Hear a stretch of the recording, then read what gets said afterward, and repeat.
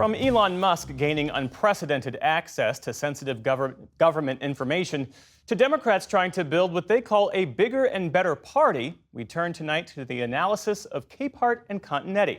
That's Washington Post Associate Editor Jonathan Capehart and Matthew Continetti with the American Enterprise Institute. David Brooks is away this evening. It's good to see you both. Good to see you. So Donald Trump and his allies are making quick progress toward their stated goal of the deconstruction of the administrative state. We've got takeovers and the hollowing out of major government agencies, offering severance agreements to government workers, pausing federal grants and loans, which of course is now tied up in the courts.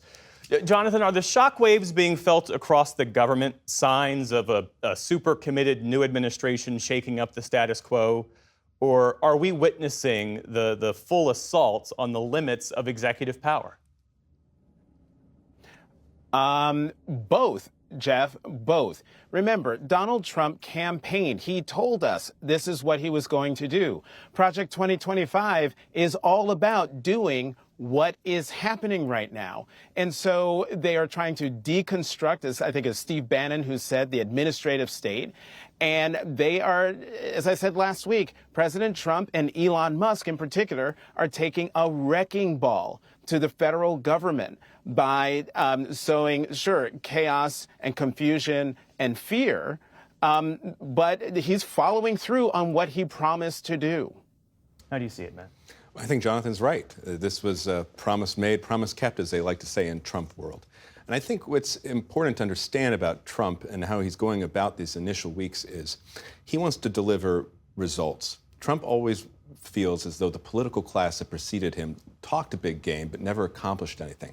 So we had the Grace Commission during Reagan. We had Al Gore's reinventing government. We had the commissions dealing with the debt and taxes during the Obama years. Nothing happened. And so here he is. If Elon Musk says he wants to treat the federal government like a new acquisition, well, Donald Trump says, go for it. Let's see what happens. What about the question Democrats are raising, Jonathan? Where are the guardrails? Who's going to stop any of this? Democrats in Congress obviously don't have any power. Republicans in Congress are moving in lockstep with this administration. The courts have stepped in where they deem appropriate, but obviously can't keep up with the velocity of the Trump administration. Is there any guard against his instinct to really claim and wield expansive power? Well, see, here's the thing. Right now, the courts are the only guardrail. And I think people need to understand that the courts operate on a timetable that is completely different than the rest of us. And we just have to appreciate that. The fact that citizens and lawmakers and organizations have gone to court to stop President Trump on a whole host of things, from birthright citizenship to the buyout plans, that is right now sort of for lack of a better saying, court of last resort. In the old days, Jeff and Matthew, it used to be that Congress would be the backstop, would be the entity, the legislative branch, standing up for its prerogatives and saying, Mr. President, no, we are the ones who decide what agencies come and go. We are the ones who decide what the budget will be. But instead, the MAGA Republicans who were there in Congress, from Speaker Johnson on down, they're happy.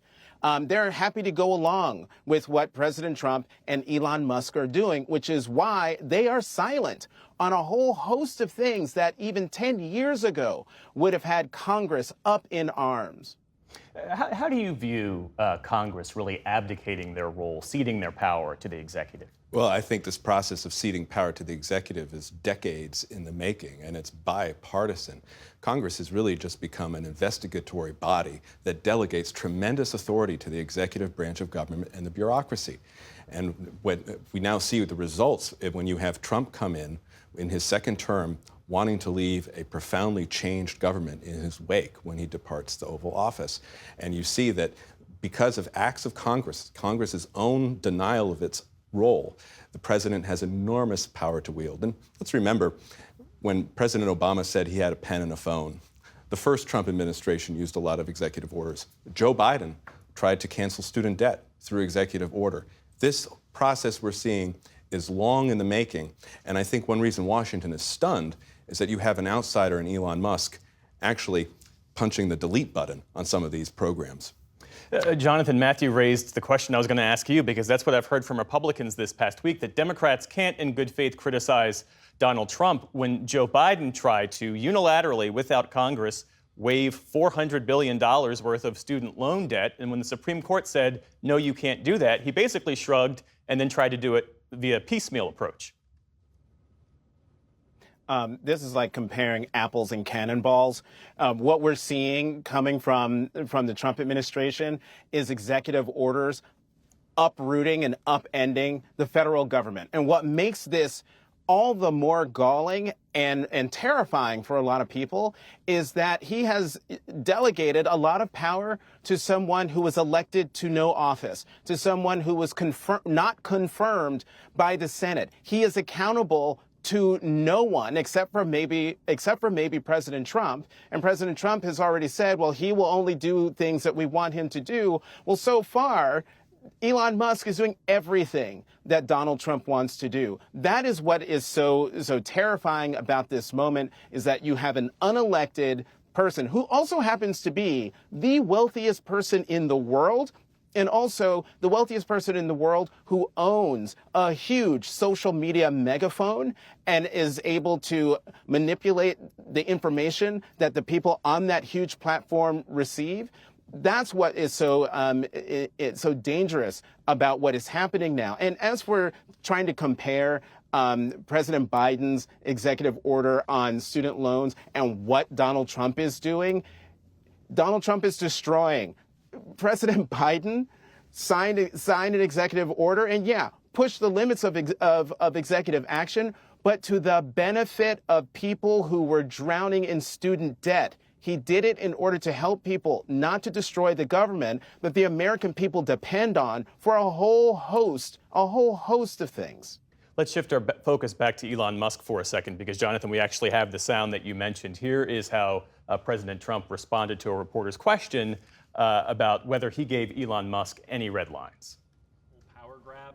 Is there anything you've told Elon Musk he cannot touch? Well, we haven't discussed that much. I'll tell him to go here, go there. He does it. He's got a very capable group of people. Very, very capable. They know what they're doing. They'll ask questions, and they'll see immediately as somebody gets tongue-tied that they're either crooked or don't know what they're doing. So, Matt, it would appear that Elon Musk has a fairly broad mandate in that it's not spelled out at all. I mean, if you take into account what President Trump is saying there. I think President Trump has told Elon Musk, let's change the government. Let's slim it down. Let's dramatically reduce the federal workforce. And if you need to go fast and break things, as they say in Silicon Valley, to do that, that's fine. I will say that if Elon Musk were the healthcare czar or the energy czar, coming up with big plans for government spending or to combat global warming, I think there'd be a lot less uproar in Washington, D.C.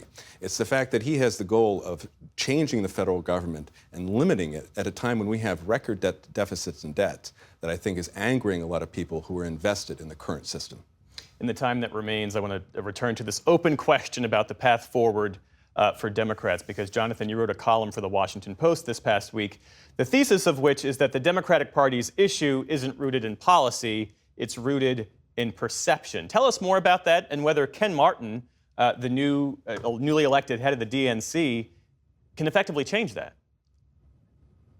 Well, the perception of the Democratic Party is it's filled with elites who only care about niche issues and don't listen to the rest of us. And as everyone knows, in a lot of instances, perception is reality. I was one of 3 people, MSNBC anchors, who hosted the last DNC forum. And there were 2 instances that happened that sort of put this perception in high relief. One was a question asking for a commitment to dedicated seats for transgender folks within the party to serve within the party in the governing structure. Another was, protesters who were loudly screaming about, climate change and getting big money out of politics, something that everyone on that stage was for. and yet no one wanted to listen to what they had to say. And what was good about those two moments that were instructive, Faz Shakir, a friend of PBS NewsHour, was the only person on the stage who did not raise his hand on the transgender question. It was also one on a question for seats for Muslim DNC members. He said, I don't think we should be dividing people up by identity. We should focus on people who are up for the mission and the program of the DNC and have them bring their identity to the table. He's absolutely right. And then with the protesters, Jason Paul said, this is the way people in the country view the Democratic Party, and that is our problem. That's why I say the policy isn't the problem. Democrats have policies that address the American people's issues. It's the perception. And that is what Ken Martin has to do. And we're about to find out if he's able to do it, to change that perception. Jonathan Capehart and Matthew Continetti, thanks again for being with us. We appreciate it. Thanks, John.